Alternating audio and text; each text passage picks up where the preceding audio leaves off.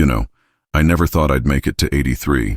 Not because I was particularly unhealthy, but because time has a funny way of sneaking up on you when you're busy living. One moment you're 30, chasing toddlers around the yard. The next you're 60 and wondering where all those decades went. I remember the day of my 60th birthday like it was yesterday. My daughter Sarah had organized this surprise party at our old family home. The place was decorated with photos spanning 6 decades of my life. Everyone was there, laughing, sharing stories, celebrating. But inside, beneath my smiles and thank yous, I felt this growing knot of fear. Is this it? I thought while blowing out those candles. Is this where the decline begins? Is this the beginning of the end? That night, after everyone left, I sat alone on my porch swing, watching fireflies dance in the summer darkness. The same swing where I'd rocked my children to sleep decades earlier, where I'd watched countless sunsets with my late wife Martha, where I'd weathered life's storms and celebrated its joys. The wooden slats creaked beneath me, a familiar comfort. The chirping crickets provided a gentle soundtrack to my thoughts. I remember tracing the wrinkles on my hands in the dim porch light and thinking, Robert, you've got 2 choices here. You can let age happen to you, or you can happen to age. Little did I know then that the decisions I made in the following weeks would completely transform the next 23 years of my life, not just in terms of health or longevity, but in meaning, purpose, and joy. Those choices, some small, some significant, altered the entire trajectory of my aging. And that's why I'm sitting here talking to you today. Not from a nursing home or a hospital bed, not withered by time and circumstance, but from my own garden where the morning light filters through maple trees I planted myself, where I still grow the heirloom tomatoes my grandkids fight over at Sunday dinners, where I still feel truly deeply alive in a body that's carried me through 8 decades. What if I told you that the difference between merely surviving your golden years and truly thriving through them comes down to just 7 simple habits? Not complicated medical regimens that require a pharmaceutical degree to understand. Not expensive treatments only accessible to the wealthy. Not extreme lifestyle changes that strip all pleasure from living. Just 7 straightforward practices that science has proven can add not just years to your life, but life to your years. Practices that transform aging from something we endure to something we embrace. Changes that don't just extend the calendar, but expand the possibilities of every single day you're granted. I didn't discover these habits overnight, you understand. There was no single moment of enlightenment, no magical book that held all the answers. Some insights came from brilliant doctors who took the time to educate rather than just medicate. Others came from friends who seemed to defy aging while their peers declined. Many came through painful trial and error, lessons written in aching joints and sleepless nights. But the most powerful realizations emerged after witnessing too many vibrant friends wither away within months of retirement, their sense of purpose vanishing along with their job titles. Watching that pattern repeat itself, I became something of an obsessive researcher on longevity, poring over studies, questioning experts, testing theories on myself. What I found didn't just change my approach to aging, it changed everything about how I move through the world. The first habit might surprise you because it's so deceptively simple, so obvious that most people completely overlook it. Movement. Not marathon running that destroys your knees. Not competitive powerlifting that strains your heart. Not extreme sports that risk injury with every session. Just consistent, deliberate, joyful movement. I remember my friend Jack, brilliant man he was, a retired physics professor with a mind like a diamond. Within 3 years of retirement, he could barely walk to his mailbox without gasping for breath. His world shrank to the distance between his recliner and his bathroom. What happened? I asked his wife Caroline at the funeral. As we stood beneath oak trees, Jack would never see change colors again. Her eyes filled with tears. He just stopped moving, she said. Said he'd earned his rest. Rest came for him all right, far sooner than anyone expected. That conversation haunted me. See, our bodies aren't designed for stillness. They're magnificent machines that require motion to maintain themselves. After that funeral, I made a decision that seemed small at the time but may have added a decade to my life. Every morning, rain or shine, I walk for 30 minutes. Not power walking, mind you, just steady movement. When my arthritis flares up, I still go, just slower. When winter hits Pennsylvania with its bitter chill, I put on my layers and go anyway. In 23 years, I've missed fewer than 20 days. But that's just walking, you might think. Let me tell you what that just walking did. My doctor tells me I have the cardiovascular system of someone 15 years younger. My bone density tests consistently surprise the technicians. When my friend Thomas needed help moving apartments at 72, I was the one carrying boxes upstairs while his 50-something children needed breaks. The science is crystal clear on this. Regular movement reduces inflammation, improves circulation, strengthens your immune system, and even protects your brain against cognitive decline. One study I read showed that regular walkers had hippocampuses, that's the memory center of your brain, that were 2% larger annually than non-exercisers. Over years, that compounds dramatically. But here's what they don't tell you. The hardest step is the first one out the door. There were mornings when my bed felt too comfortable, when my knee pain seemed too intense, when the weather looked too forbidding. I developed a trick I call 5 minutes only. I promise myself I only have to walk for 5 minutes. Just 5. By the time those 5 minutes pass, I'm warmed up, my joints feel better, and I almost always continue the full route. The second habit transformed not just my longevity, but the richness of my days, maintaining deep social connections. After Martha passed away 16 years ago, I retreated into myself. For 8 months, I declined dinner invitations, ignored phone calls, and essentially became a hermit. I felt myself aging during those months, physically aging like time was accelerating. It was my old college roommate Frank who finally broke through. He showed up unannounced on a Tuesday morning. "Get dressed," he said. "We're going fishing and I don't want to hear a single excuse." That day by the lake, talking about everything and nothing, I felt something heavy lift from my chest. The next day, I called my neighbor Eleanor to accept her standing invitation for Thursday night bridge club. The research on social isolation is actually terrifying. It increases your risk of premature death by up to 30%, roughly the same impact as smoking 15 cigarettes a day. Loneliness triggers chronic inflammation, reduces immune function, and even accelerates cognitive decline. One striking study found that people with strong social relationships were 50% more likely to survive over a given period than those with weaker connections. But quality matters more than quantity. I don't maintain dozens of superficial friendships. I invest deeply in a smaller circle. Every Tuesday, I have breakfast with 3 other widowers. We started meeting 12 years ago, and we've supported each other through cancer diagnoses, grandchildren's graduations, new relationships, and health scares. Those men know me better than anyone else alive. I've noticed something interesting about the longest-lived people in my community. They're rarely the wealthiest or even the most physically fit. They're the ones who remain deeply embedded in relationships. My neighbor Dorothy just celebrated her 90th birthday. She has moderate arthritis and has survived breast cancer twice, but she volunteers at the elementary school 3 days a week reading to children. Those kids keep her going. The light in her eyes when she talks about her students tells you everything. The third habit might be the most powerful, and sadly, the one most people miss: having a purpose. Something that pulls you out of bed in the morning. Something that makes tomorrow matter. When I retired from teaching high school mathematics at 65, I felt untethered. For 4 decades, I'd shaped young minds, contributed something meaningful. Suddenly, I was just retired. My days stretched before me, empty and formless. That's a dangerous place to be. I remember sitting in my garden 3 weeks after retirement, feeling utterly useless, when my neighbor's grandson Jason came over. He was failing algebra, desperate for help with an upcoming test.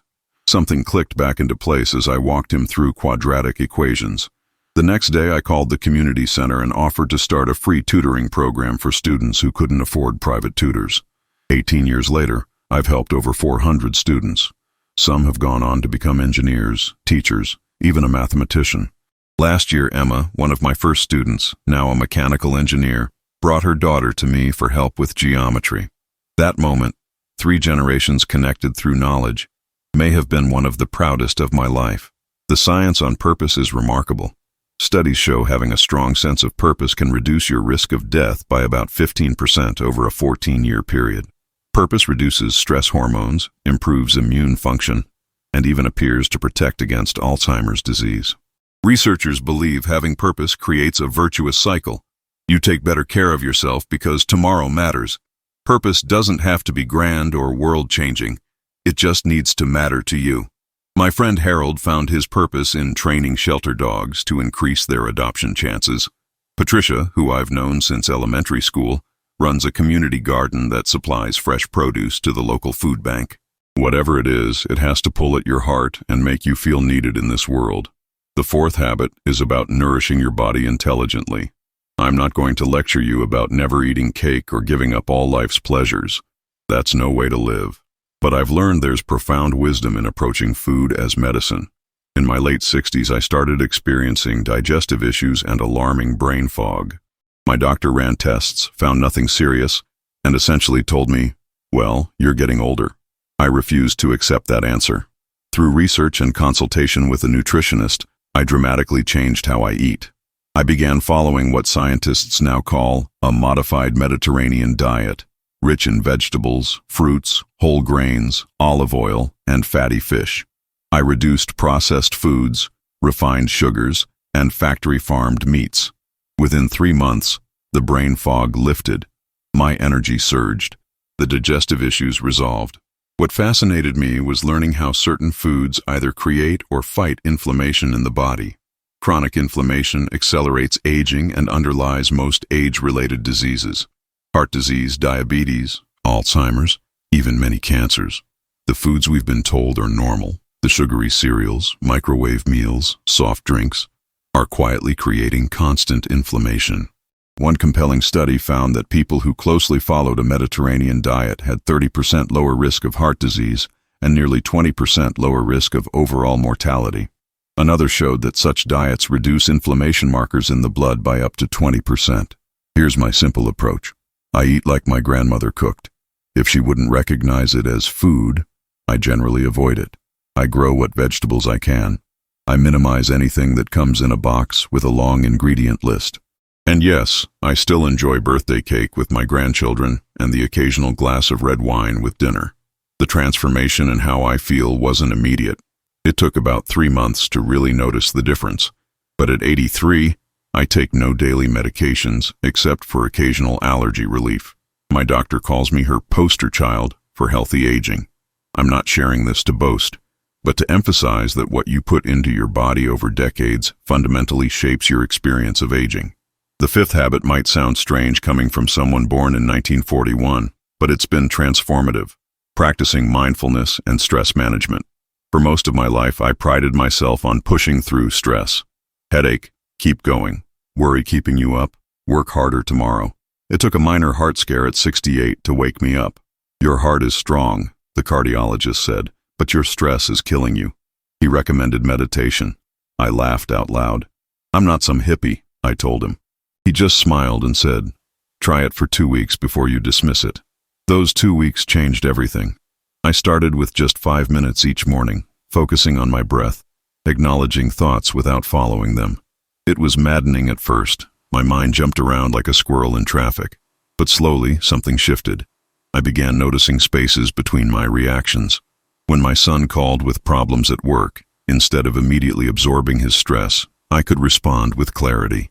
The science on chronic stress is unambiguous. It damages nearly every system in your body. It weakens your immune response, disrupts sleep, increases blood pressure, and even accelerates cognitive decline. Researchers have found that chronic stress actually shortens your telomeres, the protective caps on your DNA that affect how quickly your cells age. I've developed several practices beyond basic meditation. When I feel anxiety rising, I use the 4-7-8 breathing technique. Inhale for 4 counts, hold for 7, exhale for 8. It triggers your parasympathetic nervous system, the rest and digest response. I also practice gratitude each night, reflecting on 3 specific moments that brought me joy or peace that day. The results speak for themselves. My blood pressure, which had been creeping up, stabilized and then decreased. My sleep improved dramatically. Most notably, I developed resilience to life's inevitable challenges.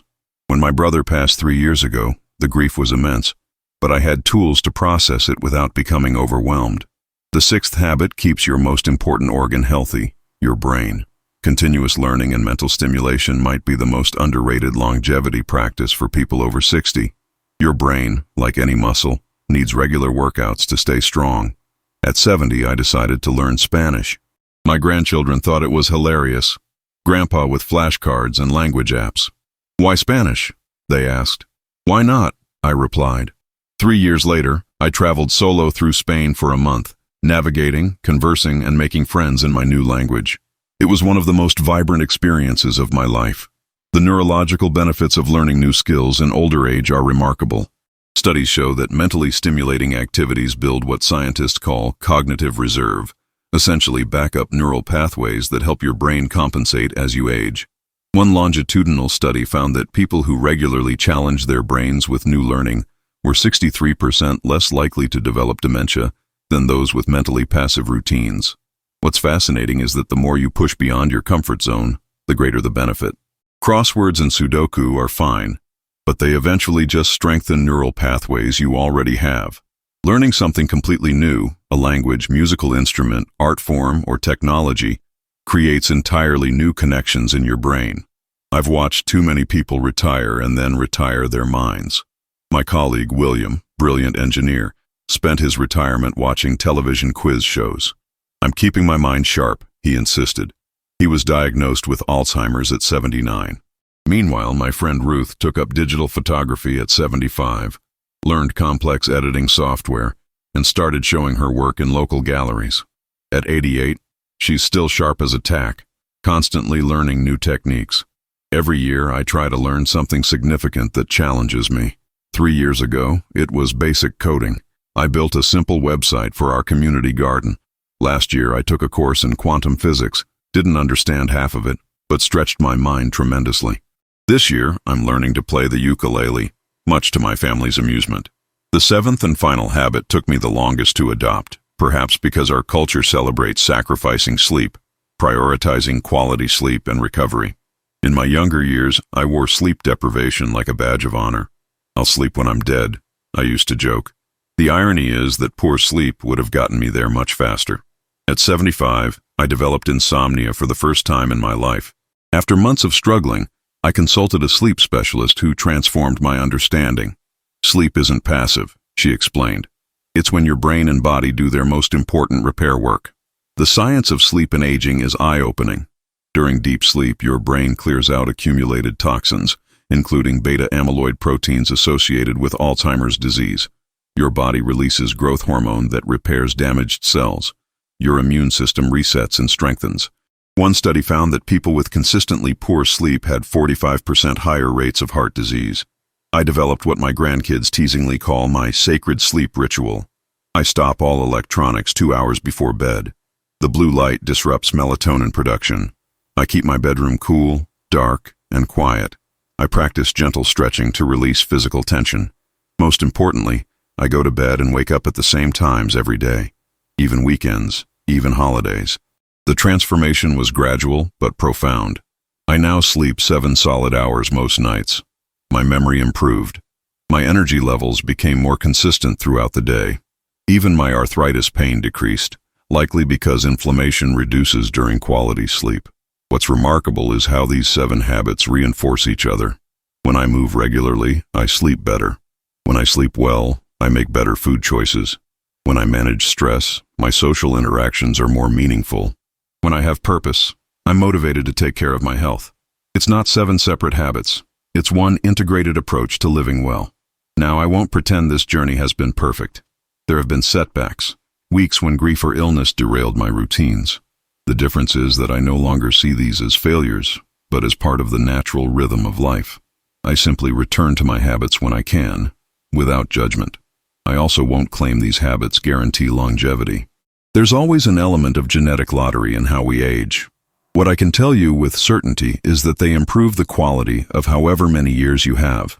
My friends often ask, "Aren't you afraid of dying?"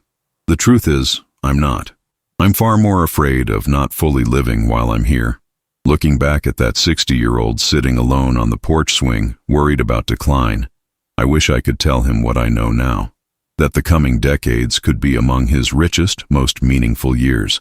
That age brings not just challenges but gifts, perspective, wisdom, freedom from others' opinions, appreciation for the preciousness of time. When my granddaughter Lily interviewed me for a school project last year, she asked what I was most proud of in my life. She expected stories about my teaching career or raising her father. Instead, I told her I was most proud of how I'd learned to age. Not fighting it with desperation, not surrendering to it with resignation, but dancing with it thoughtfully, purposefully. That's the secret, I think. Not seeing aging as something that happens to you, but as something you actively shape through daily choices. The remarkable truth is that it's never too late to begin. My neighbor George adopted most of these habits at 82 after a heart attack scared him straight. 3 years later, he's traveling, volunteering, and just started dating again.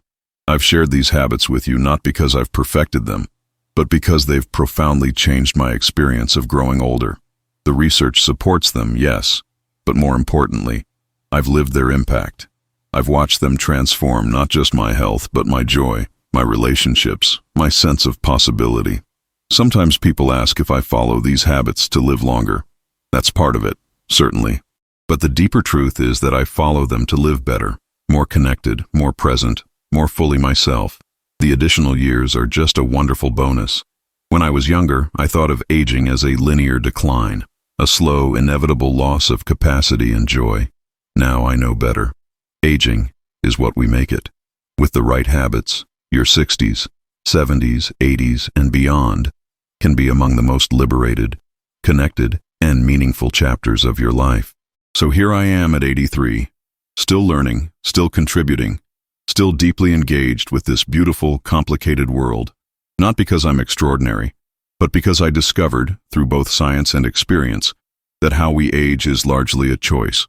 And every morning when I lace up my walking shoes, every evening when I sit down to a colorful, nourishing meal, every time I lose myself in learning something new, I'm choosing the kind of elder I want to be. Tomorrow isn't guaranteed for any of us, regardless of age. But these 7 habits give us our best chance at making our remaining years, whether that's 5 or 35, vibrant, meaningful, and filled with connection. They've given me not just a longer life, but a wider and deeper one. And perhaps that's the real secret after all. It's not just about adding years to your life. It's about adding life to your years. As I sit here in my garden, watching butterflies dance among the flowers I planted last spring, I feel a deep sense of gratitude for the body that, despite its creaks and complaints, still carries me through each day, for the mind that continues to spark with curiosity, for the people who fill my life with laughter and meaning. Growing older has been the greatest privilege, not a burden to be endured. So if there's one final thought I'd leave you with, it's this. It's never too early and never too late to begin. Whether you're 40, reading this with aging parents in mind, or 75, wondering if change is still possible, these 7 habits can transform what comes next. The best time to start was 20 years ago. The second best time is today. And when you find yourself, as I did, sitting alone on a porch swing wondering what the coming years will bring, remember that the answer largely depends on what you decide to bring to them. Choose movement. Choose connection. Choose purpose. Choose nourishment. Choose mindfulness. Choose learning. Choose rest. Choose, in other words, to truly live all the days you're given. That, my friend, is how you not only add years to your life, but life to your years. And in the end, isn't that what matters most?